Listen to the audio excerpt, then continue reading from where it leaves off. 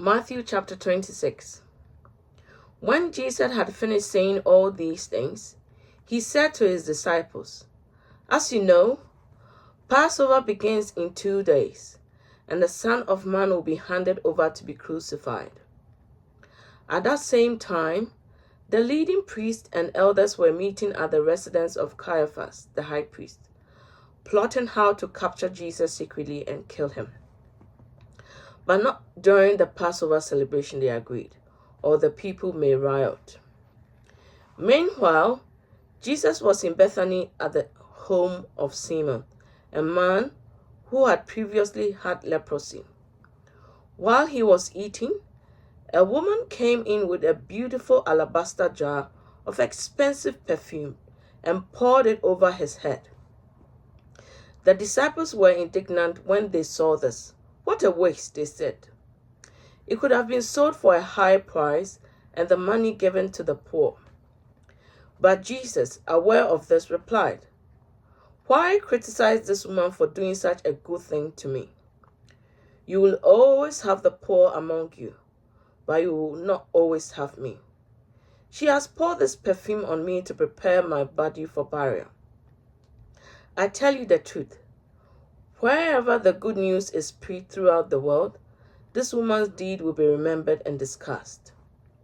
Then Judas Iscariot, one of the 12 disciples, went to the leading priest and asked, "How much will you pay me to betray Jesus to you?" And they gave him 30 pieces of silver. And from that time, Judas began looking for an opportunity to betray Jesus. On the first day of the festival of unleavened bread, the disciples came to Jesus and asked, "Where do you want us to prepare the Passover meal for you?" "As you go into the city," he told them, "you will see a certain man. Tell him, 'The teacher says, my time has come, and I will eat the Passover meal with my disciples at your house.'" So the disciples did as Jesus told them and prepared the Passover meal there. When it was evening, Jesus sat down at the table with the 12 disciples. While they were eating, he said, "I tell you the truth, one of you will betray me." Greatly distressed, each one asked in return, "Am I the one, Lord?" He replied, "One of you who has just eaten from this bowl with me will betray me. For the Son of Man must die, as the scriptures declared long ago. But how terrible it will be for the one who betrays him.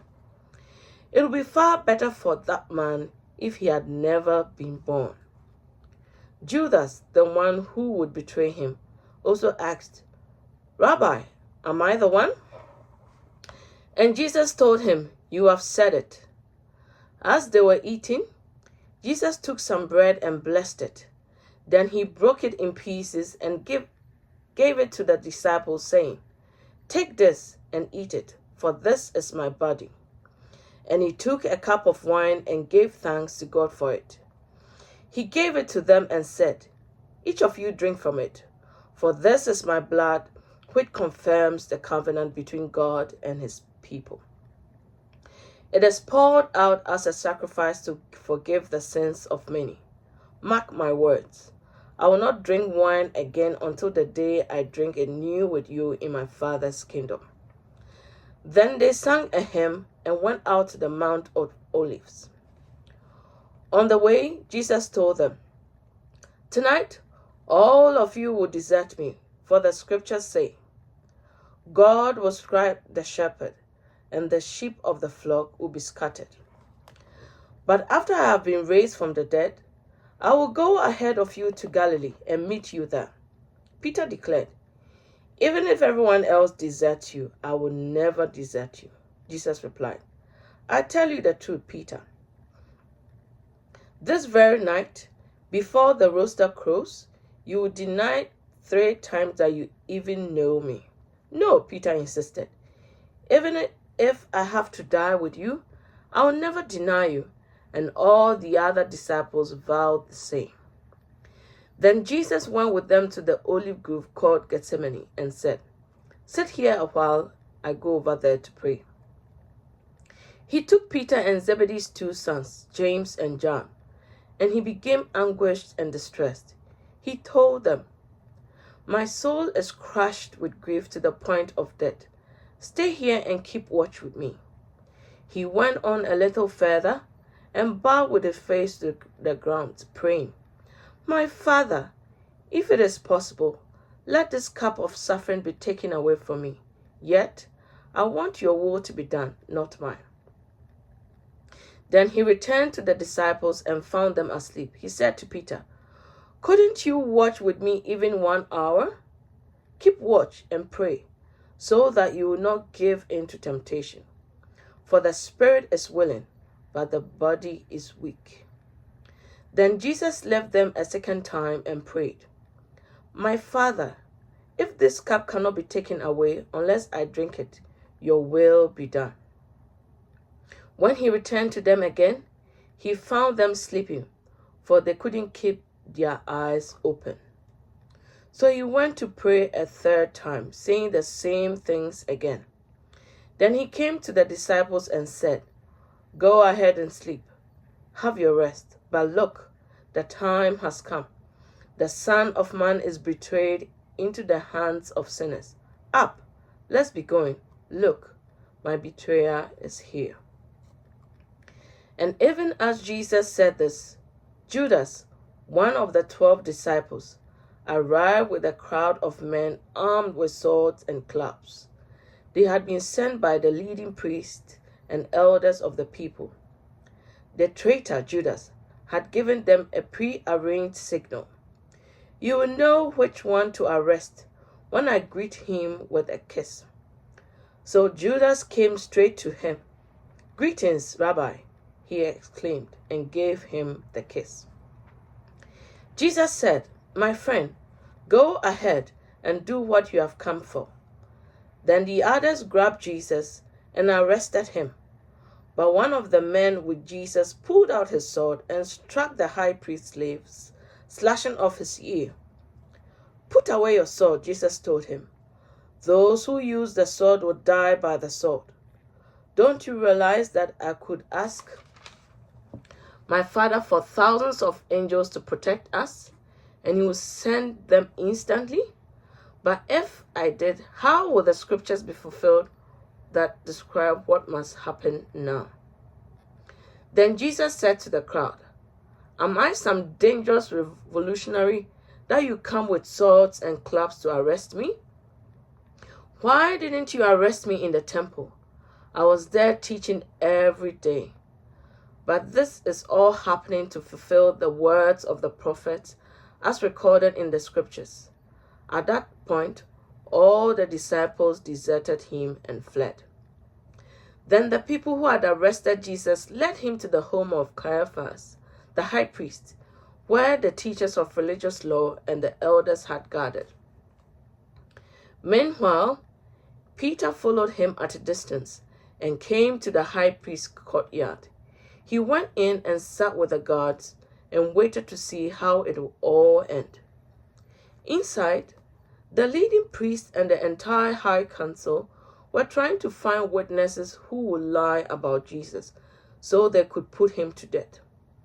But even though they found many who agreed to give false witness, they could not use anyone's testimony. Finally, 2 men came forward who declared, "This man said, I am able to destroy the temple of God and rebuild it in 3 days." Then the high priest stood up and said to Jesus, "Well, aren't you going to answer these charges? What do you have to say for yourself?" But Jesus remained silent. Then the high priest said to him, "I demand in the name of the living God, tell us if you are the Messiah, the Son of God." Jesus replied, "You have said it. And in the future, you will see the Son of Man seated in the place of power at God's right hand and coming on the clouds of heaven." Then the high priest tore his clothes in show of his horror and said, "Blasphemy! Why do we need other witnesses? You have all heard this blasphemy. What is your verdict?" "Guilty," they shouted. he deserved to die. Then they began to spit in Jesus' face and beat him with their fists. And some slapped him, jeering, "Prophesy to us, you Messiah, who hit you that time?" Meanwhile, Peter was sitting outside in the courtyard. A servant girl came over and said to him, "You are one of those with Jesus the Galilean." But Peter denied it in front of everyone. "I don't know what you are talking about," he said. Later, out by the gate, another servant girl noticed him and said to those standing around, "This man was with Jesus of Nazareth." Again, Peter denied it, this time with an oath. "I don't even know the man," he said. A little later, some of the other bystanders came over to Peter and said, "You must be one of them. We can tell by your Galilean accent." Peter swore, A curse on me if I'm lying. I don't know the man." And immediately the rooster crowed. Suddenly, Jesus' words flashed through Peter's mind. "Before the rooster crows, you will deny 3 times that you even know me." And he went away weeping bitterly. Chapter 27. Very early in the morning, the leading priests and the elders of the people met again to lay plans for putting Jesus to death. Then they bound him, led him away, and took him to Pilate, the Roman governor. When Judas, who had betrayed him, realized that Jesus had been condemned to die, he was filled with remorse. So he took the 30 pieces of silver back to the leading priests and the elders. "I have sinned," he declared, "for I have betrayed an innocent man." "What do we have care of?" they retorted. "That's your problem." Then Judas threw the silver coin down in the temple and went out and hanged himself. The leading priest picked up the coins. "It wouldn't be right to put this money in the temple treasury," they said, "since it was payment for murder." After some discussion, they finally decided to buy the potter's field, and they made it into a cemetery for foreigners. That is why the field is still called the Field of Blood. This fulfilled the prophecy of Jeremiah that says, "They took the 30 pieces of silver, the price at which he was valued by the people of Israel, and purchased the potter's field as the Lord directed." Now, Jesus was standing before Pilate, the Roman governor. "Are you the king of the Jews?" the governor asked him. Jesus replied, "You have said it." But when the leading priest and the elders made the accusations against him, Jesus remained silent. "Don't you hear all these charges they are bringing against you?" Pilate demanded. But Jesus made no response to any of the charges, much to the governor's surprise. Now it was the governor's custom each year during the Passover celebration to release one prisoner to the crowd, anyone they wanted. This year, there was a notorious prisoner named Barabbas. As the crowds gathered before Pilate's house that morning, he asked them, "Which one do you want me to release to you, Barabbas or Jesus, who is called the Messiah?" He knew very well that the religious leaders had arrested Jesus out of envy. Just then, as Pilate was sitting on the judgment seat, his wife sent him this message: "Leave that innocent man alone. I suffered through a terrible nightmare about him last night." Meanwhile, the leading priest and the elders persuaded the crowd to ask for Barabbas to be released and for Jesus to be put to death. So the governor asked again, "Which of these 2 do you want me to release to you?" The crowd shouted back, "Barabbas!" Pilate responded, "Then what should I do with Jesus, who is called the Messiah?" They shouted back, "Crucify him!" "Why?" Pilate demanded. "What crime has he committed?" But the mob roared even louder, "Crucify him!" Pilate saw that he wasn't getting anywhere and that a riot was developing. So he sent for a bowl of water and washed his hands before the crowd, saying, I am innocent of this man's blood. The responsibility is yours. And all the people yelled back, We will take responsibility for his death, we and our children. So Pilate released Barabbas to them. He ordered Jesus flogged with a lead-tipped whip, then turned him over to the Roman soldiers to be crucified. Some of the governor's soldiers took Jesus into their headquarters and called out the entire regiment. They stripped him and put a scarlet robe on him. They wove thorn branches into a crown and put it on his head, and they placed a reed stick in his right hand as a scepter. Then they knelt before him in mockery and taunted, Hail, King of the Jews! And they spit on him and grabbed the stick and struck him on the head with it. When they were finally tired of mocking him, they took off the robe and put his own clothes on him again. Then they led him away to be crucified.